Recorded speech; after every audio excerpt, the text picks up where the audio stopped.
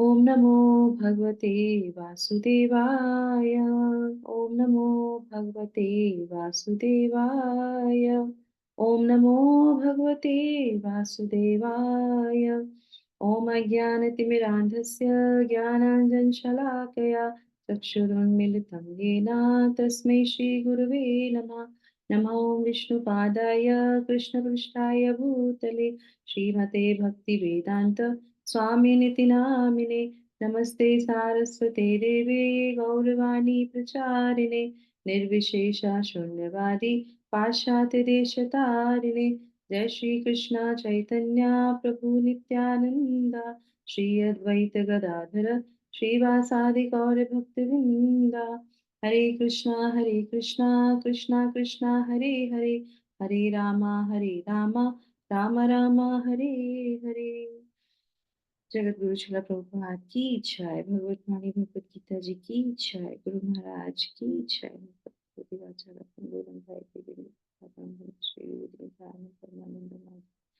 श्री चैतन्य ईश्वर हरे कृष्ण।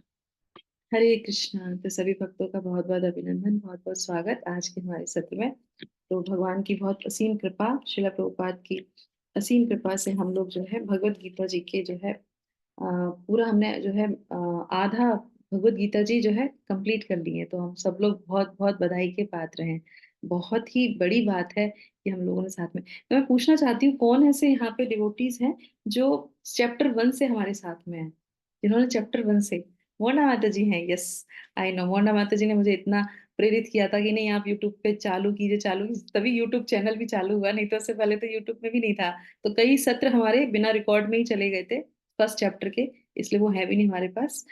तो यस, और कौन कौन कौन है यहाँ पे जो फर्स्ट चैप्टर से हमारे साथ में है?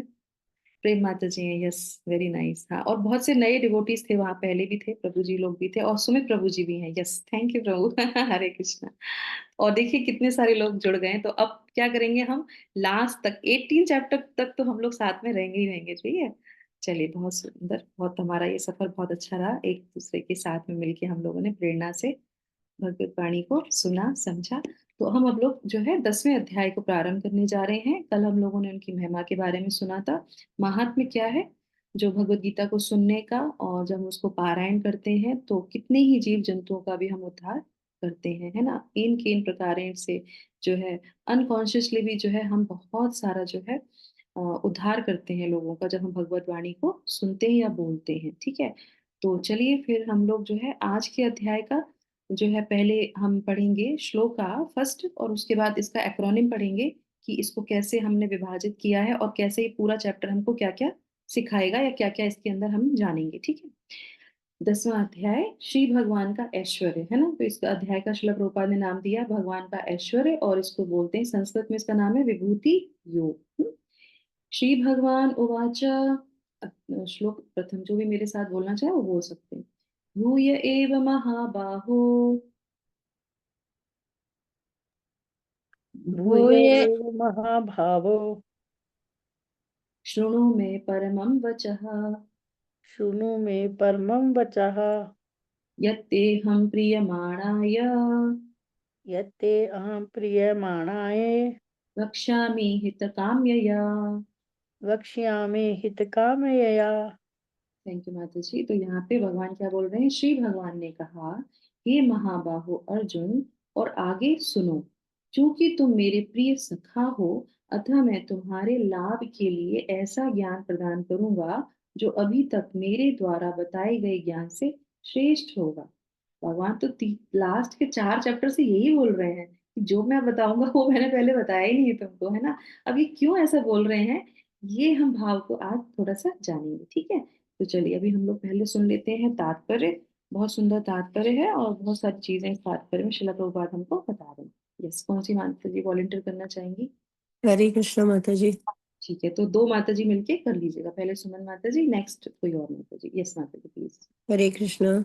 तात्पर्य श्रील प्रभुपाद की जय। पराशर मुनि ने भगवान शब्द की व्याख्या इस प्रकार की है, जो पूर्ण रूप से षडेश्वर षड ऐश्वर्य। षड ऐश्वर्य, संपूर्ण शक्ति, संपूर्ण यश, संपूर्ण धन, संपूर्ण ज्ञान, संपूर्ण सौंदर्य तथा संपूर्ण त्याग से युक्त है, वह भगवान है। जब श्री कृष्ण इस धराधाम में थे तो उन्होंने 6 ऐश्वर्यों का प्रदर्शन किया था। फलतः पराशर जैसे मुनियों ने श्री कृष्ण को भगवान रूप में स्वीकार किया है। अब अर्जुन को श्री कृष्ण अपने ऐश्वर्यों तथा कार्य का और भी गूढ़ ज्ञान प्रदान कर रहे हैं। इससे पूर्व 7वें अध्याय में प्रारंभ करके वे अपनी शक्तियों तथा अनेक कार्य करने के विषय में बता चुके हैं। अब इस अध्याय में वे अपने ऐश्वर्यों का वर्णन कर रहे हैं और पिछले अध्याय में उन्होंने छठ विश्वास दृढ़ के विश्वास के दृढ़ विश्वास के साथ भक्ति स्थापित करने में अपनी विभिन्न शक्तियों के योगदान की चर्चा स्पष्टता की है। इस अध्याय में पुनः वे अर्जुन को अपनी सृष्टियों तथा विभिन्न ऐश्वर्यों के विषय में बता रहे हैं। हरे कृष्ण। यस, नेक्स्ट कौन पढ़ना चाहिए? हरे कृष्ण माता जी। हरे। ज्यों ज्यों भगवान के विषय में कोई सुनता है त्यों तो वह भक्ति में रमता जाता है। मनुष्य को चाहिए कि भक्तों की संगति में भगवान के विषय में सदा श्रवण करें, इससे उसकी भक्ति बढ़ेगी। भक्तों के समाज में ऐसी चर्चाएं केवल उन लोगों के बीच हो सकती हैं जो सचमुच में कृष्णा भावनामृत के इच्छुक हों। ऐसी चर्चाओं में अन्य लोग भाग नहीं ले सकते।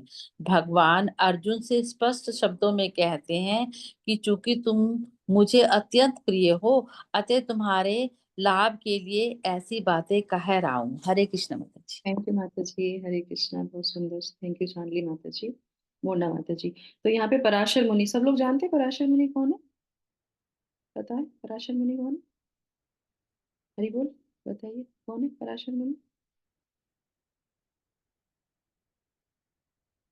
जिसको पता है वो बता दीजिए।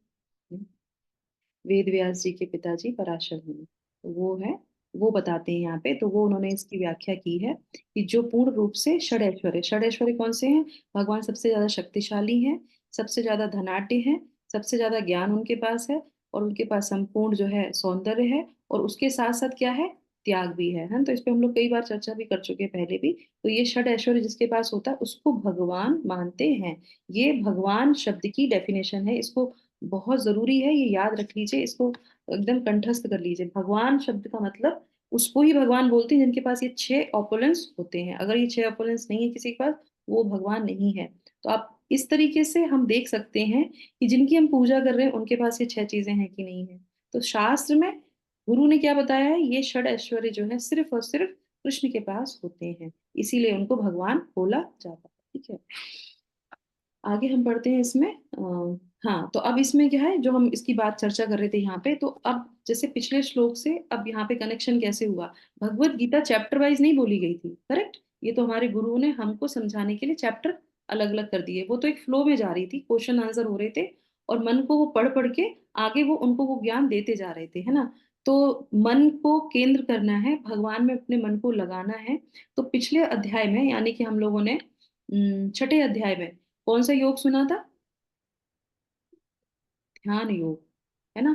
तो ध्यान योग में क्या होता है? सबसे पहले मेडिटेशन कैसे करते हैं? आंख बंद करके। पर इस अध्याय में भगवान क्या कहते हैं? आंख खोल के मेडिटेशन करो। आंख खोल के तुम मेरा चिंतन कर सकते हो, क्योंकि पिछले श्लोक में बोला कि तुम मेरा हमेशा अपना मन मेरे में लगाओ। तो यहाँ पे हम आंख खोल के भगवान में अपना चिंतन लगा सकते हैं। कैसे करेंगे? तो ये जो विभूति योग है, इन विभूतियों से भगवान में हम चिंतन कर सकते हैं। उसके बाद फिर यहाँ पे क्या है? यहाँ पे बता रहे हैं कि अब एक सबसे बड़ी चीज यहाँ पे क्या है? भगवान यहाँ पे कह रहे हैं कि जो मैं तुम्हें बताऊंगा वो सबसे श्रेष्ठ होगा, अब इससे ज्यादा नहीं। तो यहाँ पे हम ये जान सकते हैं, यहाँ पे देखिए मनोभावना जो भगवान की है। भगवान धीरे धीरे करके कोई चीज अपनी जो है चीज भगवान अर्जुन को रिवील कर रहे हैं। तो पहले उन्होंने थोड़ा थोड़ा बताया, अब थोड़ा और बता रहे हैं, थोड़ा और बता रहे हैं, धीरे धीरे करके अर्जुन को बता रहे हैं। और क्यों बता रहे हैं? क्योंकि वो कहते हैं कि प्रिय मानानी, तुम जो है मेरे बहुत प्रिय हो। और प्रिय होने के साथ साथ प्रिय मतलब प्रिय हो गया, और एक होता है माण। माण का मतलब होता है उसके बाद एक विशेष वस्तु है। तो अर्जुन के पास एक विशेष वस्तु है। कौन सी विशेष वस्तु है बताइए? कौन सी विशेष वस्तु है अर्जुन के पास? हमारे लिए बहुत बड़ी शिक्षा है ये। Faithful royalty. Yes. He is very faithful and is very loyal to Krishna yes. और कुछ? and हाँ। is a pure person. Yes, Mona माता जी को बताना। भक्ति माता जी, भक्ति और विश्वास। हाँ, वही फेथ है, विश्वास है, भक्त है भगवान के। यस, उनको प्रेम करते हैं। तो ये हमारे लिए बहुत इंपॉर्टेंट चीज है कि यहाँ पे सीखने की इच्छा है उनकी। Very nice. यस, बहुत सुंदर। तो देखिए, इसी तरीके से आप देखेंगे, जैसे मान लीजिए एक उदाहरण से हम लेते हैं इसको। कोई भी गुरु और शिष्य हो गया, या कोई दो दोस्त हो गए, है ना, ऐसे मान लीजिए। बहुत जेन्युइन जो है उदाहरण है। तो जब हमारा कोई प्रिय दोस्त होता है, तो हम उसको जब पहली बार मिलते हैं, तो उससे हमारा हृदय आदान प्रदान होता है। तो हमें लगता है ये व्यक्ति बहुत अच्छा है, इसके साथ हम दोस्ती कर सकते हैं, है ना। ऐसे अपने आप लगता है ना, अंदर से लगता है कि नहीं, वो व्यक्ति बहुत अच्छा है, हमारे कुछ विचार मिलते हैं, है ना। हो गया ना, विचार मिले, हमने उसको अपना फ्रेंड बना लिया। उसके बाद फिर दोबारा से मीटिंग होती है, फिर हम धीरे धीरे मिलते हैं। फिर क्या होता है? फिर धीरे धीरे चीजों का आदान प्रदान शुरू हो जाता है। हो जाता है कि नहीं हो जाता है? फिर ये भी पता चलता है कि जो हमने इसको बताया है, इसने इसका दुरुपयोग नहीं किया। करेक्ट? अगर कोई अपनी चीज को किसी को बताता है, उसका दुरुपयोग नहीं किया। फिर वो तीसरी मीटिंग होती, चौथी मीटिंग होती, तो फिर वो क्या करते हैं? अपनी और चीजों को शेयर करते हैं कि मेरा ऐसा बिजनेस है, ये है, वो है। फिर लास्ट में वो अपने बारे में, पर्सनल चीजों के बारे में भी उस व्यक्ति को बताता है। जब जैसे कि अपने घर के बच्चों के बारे में, अपनी पत्नी के बारे में, या अपने कोई बहुत गहन प्रॉब्लम चल रही है उसकी, तो उसके बारे में फिर वो उसी फेथ वाले व्यक्ति को ही बताएगा उसको। तो इसीलिए इतने सारे दोस्त होते हैं। हितैषी जो होता है हमारा, जो हमारा बहुत करीबी मित्र होता है, उसी को अपने दिल हम अपना खोलते हैं। तो इसी तरीके से यहाँ पे अर्जुन को भी भगवान ऐसे ही बता रहे हैं। और ये दोनों तरफ से हो रहा है, ऐसा नहीं है। भगवान बार बार क्यों तारीफ कर रहे हैं अर्जुन की? क्योंकि तुम बहुत प्रियमाणा हो, तुम्हारे अंदर एक विशेष क्वालिटी है। तुम जो है, यहाँ पे उन्होंने क्या बोला है? बलशालु, तुम महाबाहु हो, तुम, है ना। तुम महाबाहु हो, तुम्हारे अंदर इतनी सारी शक्ति है, तुम ये सारी चीजें ग्रहण कर सकते हो। और बार बार उनको उत्साहित करते हैं, क्योंकि युद्ध भी करना है। करेक्ट? तो यहाँ पे याद रखते हैं, बार बार याद, तुम्हें सब कुछ बताऊंगा, पर क्या करना है? तुम्हें युद्ध करना है, तुम शक्तिशाली हो, तुम कर सकते हो। तो इस तरीके से भगवान मित्र का रोल निभा रहे हैं, गुरु का रोल निभा रहे हैं, और अपनी धीरे धीरे चीजें करके उनको सारी चीजें बताते जा रहे हैं। तो ये हमारे लिए बहुत अच्छी यहाँ पे शिक्षा है ना। अब यहाँ पे एक चीज और आती है जो हमारे लिए और भी है। और भगवान यहाँ पे क्या कह रहे हैं? परम उपदेश को दे रहे हैं। तो ये जो है, भगवान की जो भी कोई शिक्षा होती है, वो कौन सी साधारण शिक्षा नहीं होती, परम उपदेश होता है। अब यहाँ पे एक और भी बहुत सुंदर चीजें हैं यहाँ पे, जो है, जो हमारे लिए और इससे संबंधित है, जो इसमें छुपी हुई है, बहुत हमारे लिए गहरी। ये जो हमने अभी उदाहरण लिया, ऐसे ही यहाँ पे, क्योंकि आपने देखा था अध्याय 2 में भगवान 7वें श्लोक में क्या वो बन जाते हैं? अर्जुन के गुरु बन जाते हैं। उससे पहले भगवान कुछ नहीं बोलते हैं, भगवान सिर्फ सुनते हैं। उसके बाद भगवान बोलना प्रारंभ करते हैं, और फिर बाद में हर अध्याय में क्या बोलते हैं? तुम सुनो, तुम ध्यान से सुनो, तुम ध्यान से सुनो। तो सुनने की कला भी हमें सीखनी चाहिए। अगर हम ध्यान से सुनेंगे नहीं, तो हमें कुछ भी प्राप्त नहीं होगा। अब यहाँ पे हमारे लिए सबसे अच्छी चीज क्या आती है? जैसे हमारे गुरु होते हैं, है ना। तो गुरु क्या होते हैं? जब हमें कोई ज्ञान देता है, तो वो ज्ञान देने के लिए स्वतंत्र है।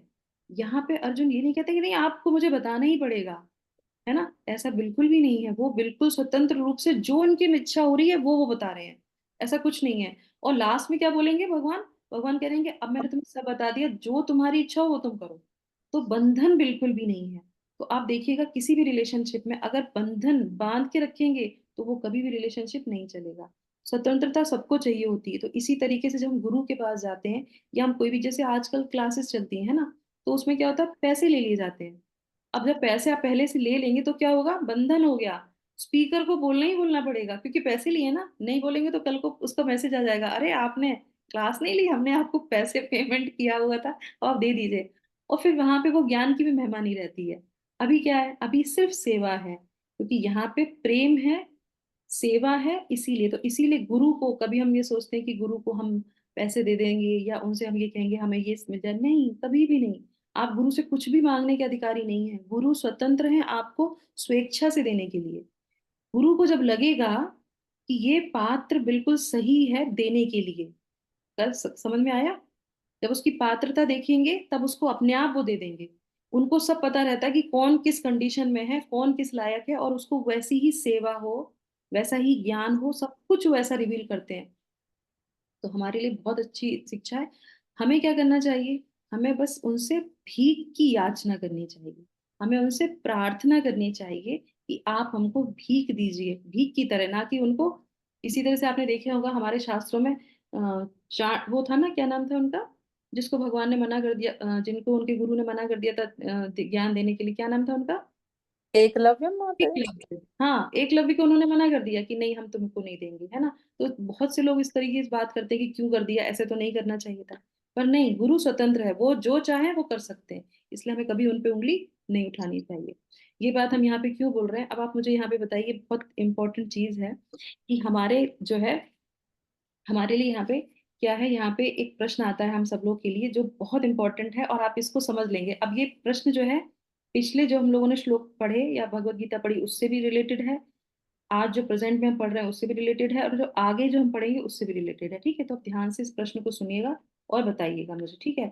तो अब यहाँ पे ये है कि यदि हमको किसी भी व्यक्ति का, उनकी महानता के बारे में जानना है, तो हम उस व्यक्ति के बारे में, जैसे हमने किसी के बारे में जानना है, तो हम उस व्यक्ति से सुनेंगे।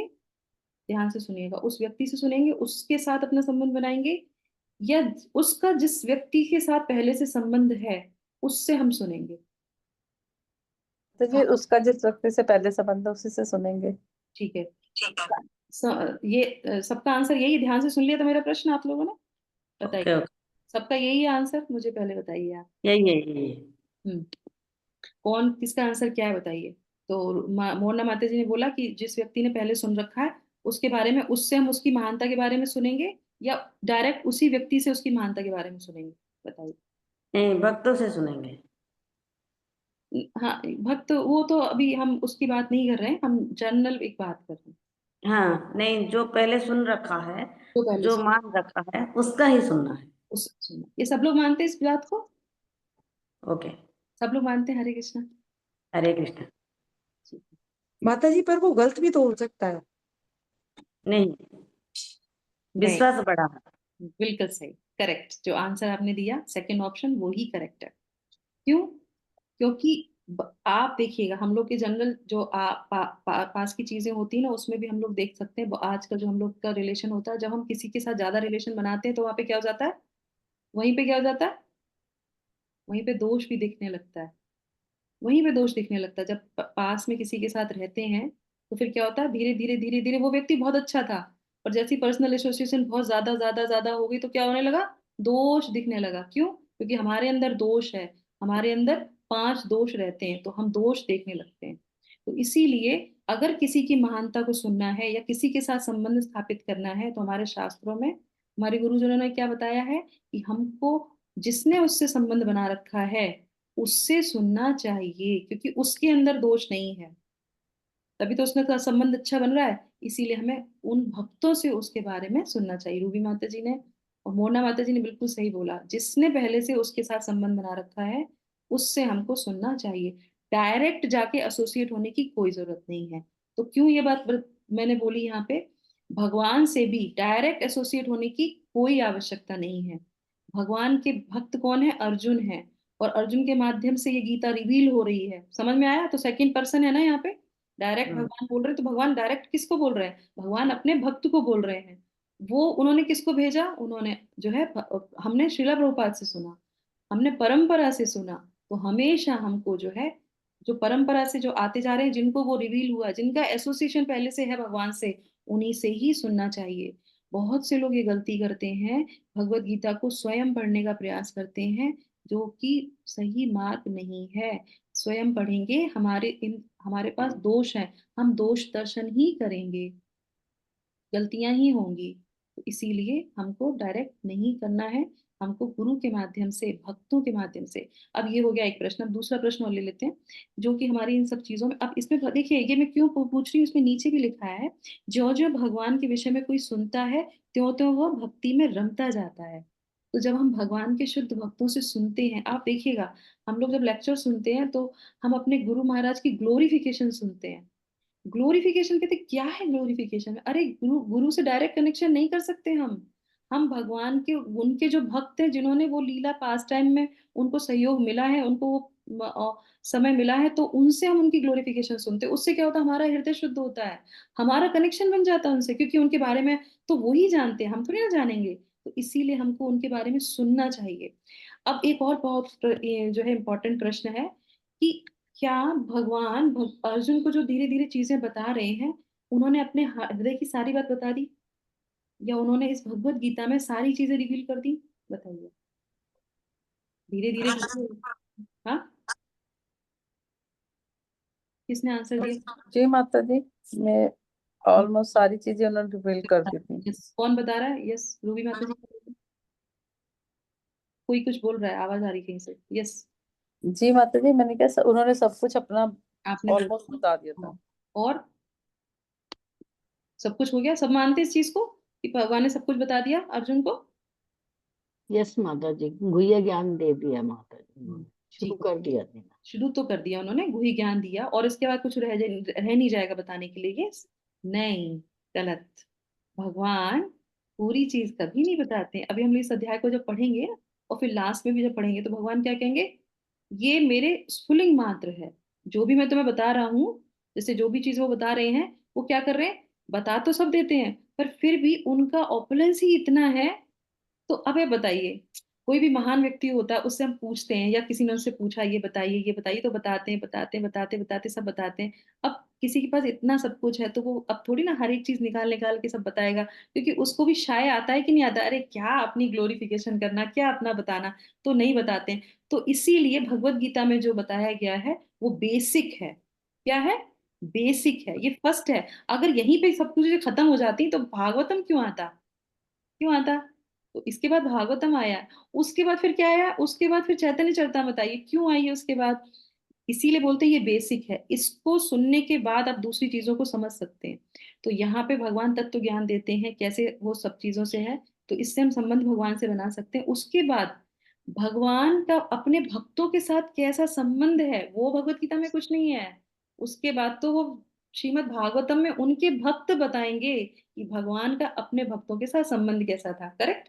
तो इसीलिए जो महानता है भगवान की, वो श्रीमद् भागवतम में पता चलती है। तो इसीलिए जैसे हम इसको फिनिश करेंगे, तब हमें पता चलेगा भगवान का भाव क्या है अपने भक्तों के साथ। और उसके बाद उनका मूड क्या है, वो सोचते क्या है, वो किसमें पता चलता है? चैतन्य चरितामृत में। इसीलिए डायरेक्ट चैतन्य चरितामृत में कभी कूदना नहीं चाहिए, ना भागवतम में जाना चाहिए। हमको जो है पहले भगवत गीता को बिल्कुल विस्तार से एक एक श्लोक, जैसे हम लोग ये प्रोसेस कर रहे हैं, ऐसे ही सुनना है, और उसके बाद फिर हम भागवतम और चैतन्य चरितामृत को पढ़ सकते हैं, वो भी किसी के अंडर गाइडेंस में, हमारे गुरु वर्ग के उसमें। ठीक है? तो इस तरीके से हमारे लिए यहाँ पे बहुत सुंदर हो गया। अब हम आ जाते हैं अपने एक्रोनिम में। टाइम हमारे पास, यस ठीक है, टाइम से ही हम लोग यहाँ पे।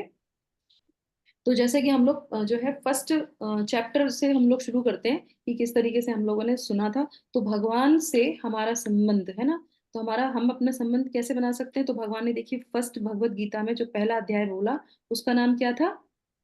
पहले अध्याय का नाम क्या था? अब इससे पुनरावृत्ति कर लेते हैं कि आप लोग को अध्याय का नाम तो याद ही होगा एटलीस्ट, और कुछ ना याद रहे तो। पहले अध्याय का नाम विषाद योग नाम। विषाद योग। यस, तो वहां पे क्या है, अर्जुन को इतना विषाद था, तो हम विषाद की अवस्था में भी क्या करते हैं? भगवान से अपना कनेक्शन कर सकते हैं। तो ये हमें भगवत गीता सिखाती है, पहले अध्याय से हम विषाद में रह के भगवान से योग कर सकते हैं। इसीलिए प्रथम अध्याय विषाद योग, द्वितीय अध्याय क्या है? सांख्य योग।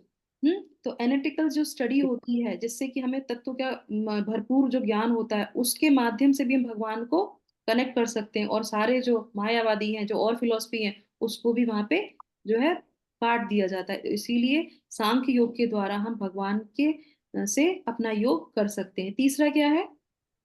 कर्म योग माता जी। कर्म योग। Yes, very nice. तो कर्म के माध्यम से हम भगवान से अपना योग बना सकते हैं। सारे कर्मों को भगवान के तरीके से, जैसे भगवान ने भगवत गीता के तृतीय अध्याय में बताया है, इसी संसार में रहते हुए, इसी चक्रव्यूह में रहते हुए, उन सारे कर्मों को करते हुए भगवान से हम योग बना सकते हैं। उसके बाद चौथा क्या है?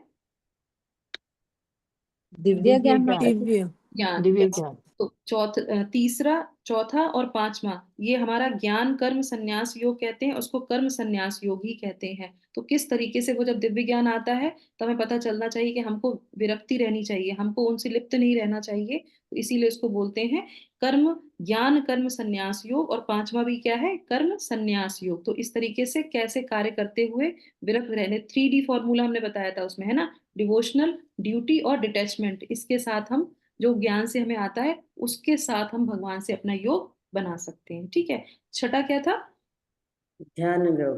ध्यान योग, अष्टांग योग। तो उसमें हम कैसे अपने जो है मन को, जो और लोग पद्धति अपनाते हैं, हम ध्यान में रह के भी भगवान से अपना योग बना सकते हैं। तो भगवत गीता में हर तरीके से भगवान से अपना योग बनाने की जो है हमको प्रेरणा और हमको जो है शिक्षा मिलती है। सातवां क्या है जो हम लोगों ने पढ़ा था, भगवत ज्ञान ज्ञान। विज्ञान।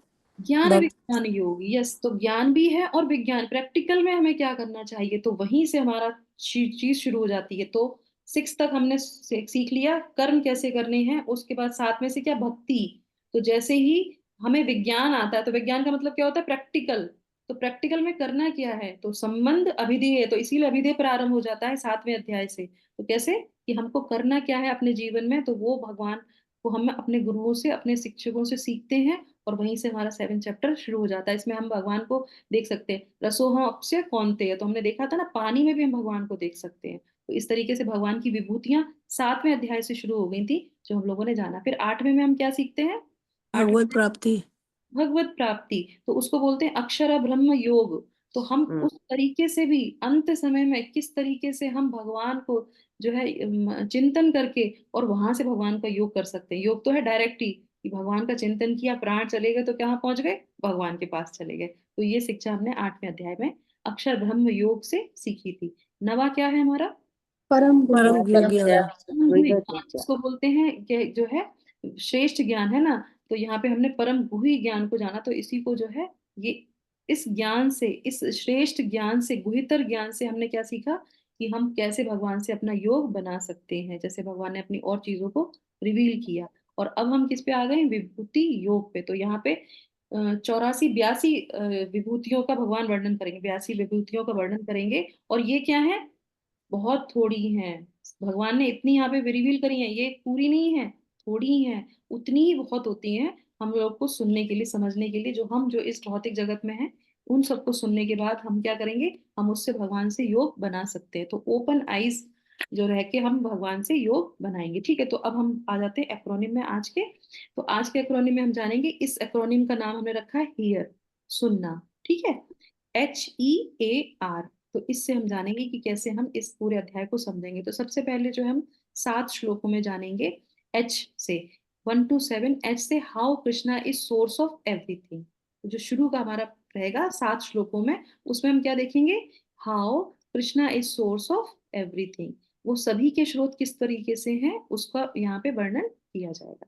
उसके बाद आ गया ई से क्या होगा, 8 से लेके 11 तक के श्लोकों में हम जानेंगे essence of Gita. Essence of Gita क्या है, जो पूरे भगवत गीता का सार है, वो 4 श्लोकों में भगवान बताते हैं इस जो सेक्शन में, जिसमें हम चतुश्लोकी भगवत भगवत गीता उसको बोलते हैं। चतुर्श्लोकी नहीं, चतुश्लोकी भगवत गीता, है ना। चतुर तो हम लोग क्या होते हैं, बहुत चतुर हो तुम, वो चतुर नहीं, भगवत गीता, है ना। तो उसमें हम देखेंगे, तो उसमें कौन कौन से आ जाएंगे, उसमें हम देखेंगे कि 8 9 10 11, तो ये 4 श्लोक उसके बारे में आएंगे। और इसमें जो है कैसे जो प्योर भक्त होते हैं वो कैसे भगवान की भक्ति करते हैं, और हमारे लिए बहुत प्रेरणा का स्रोत है वो, तो इस तरीके से हम उनके बारे में सीखेंगे। ठीक है, अब उसके बाद आ जाते हैं 12 से लेके 18 तक में। तो यहाँ पे है ए, तो HEA। तो अर्जुन भगवान को कृष्ण पूरी तरीके से जो है क्या करते हैं, एक्सेप्ट करते हैं। तो यहाँ पे भगवान को जो है वो सुप्रीम लॉर्ड है, वो सुप्रीम लॉर्ड ऑफ जो है उसके जो है अपने क्या बोलते हैं उसको, supreme God head, supreme personality of God head Krishna को वो एक्सेप्ट करते हैं। तो उसके लिए इस सेक्शन में हम 12 से लेके 18 तक के श्लोकों में उसको जानेंगे। Accept, Arjuna accept Krishna as a supreme personality of Godhead. ठीक है, तो इस तरीके से, और उसके साथ साथ जो है अर्जुन जो है, अर्जुन की प्रेयर्स भी इसमें आती हैं, अर्जुन के अप्रिसिएशन भी इसमें इस सेक्शन में हम जानेंगे। ठीक है, अब आ गया लास्ट का हमारा आर। तो आर में हम लोग देखेंगे 19 से लेके 42 तक के श्लोकों में, 19 से लेके 42 में जो है किस तरीके से रिकाउंट ऑफ कृष्णास फॉर 82 ओपुलेंसेस, है ना। तो हम काउंट करेंगे, देखेंगे कितनी विभूतियों को, 82 विभूतियों को, भगवान की 82 विभूतियों को हम यहाँ पे रिकाउंट ऑफ कृष्णास 82 ओपुलेंसेस। तो इसमें हम देखेंगे कृष्णा कैसे हर तरीके से जो है भगवान की विभूतियां हैं और हर तरीके से भगवान ने अपने आप को वहां पे विस्तार रूप में बताया है। और इस पूरे अध्याय को अगर हम एक ही जो है शब्द में अगर हम जानना चाहें तो हम ये जान सकते हैं कि बस भगवान को स्मरण रखना है, भगवान को हम कैसे याद रख सकते हैं, तो उसकी कला हम इस अध्याय से सीख सकते हैं। हर एक चीज जो हमारे आजू बाजू में रहती है उससे हम भगवान को याद रख सकते हैं। वही इस मेन इस अध्याय का पर्पस है, विभूति योग। क्यों क्यों बोला मैंने कि हर अध्याय का योग है। तो यहाँ पे हम भगवान से कैसे कनेक्ट हो रहे हैं, ओपन आईज देख के, सारी तरफ देख के जो भी चीजें हमें दिखाई देती हैं उससे हम भगवान से योग कर सकते हैं। तो यही हमारे इस अध्याय का मेन पर्पस है। ठीक है, तो ये हो गया हमारा एक्रोनिम। तो विभूति योग जो है अब हम कल से जो है शुरू करेंगे। तो भगवान यहाँ पे जैसे भगवान यहाँ पे शुरू कर रहे हैं और उसके बाद फिर धीरे धीरे करके भगवान अपनी ओपुलेंसेस को बताएंगे। तो सबसे पहले हम देखेंगे भगवान सोर्स कैसे हैं हर चीजों का, तो हम कल से उसको प्रारंभ करेंगे। ठीक है, तो इसी के साथ यहाँ पे इसको विराम करते हैं। हरिओम तत्सत। आप सभी लोग का दिन शुभ हो, मंगलमय हो, इसी कामना के साथ Hare Krishna Krishna Krishna Krishna Krishna Hare Hare Hare Hare, Hare Ram Ram Ram Hare Hare. Hare Hare Krishna. Thank you so much. Hare Krishna Hare Krishna माता जी। हरे कृष्ण माता जी। कृष्ण। Thank you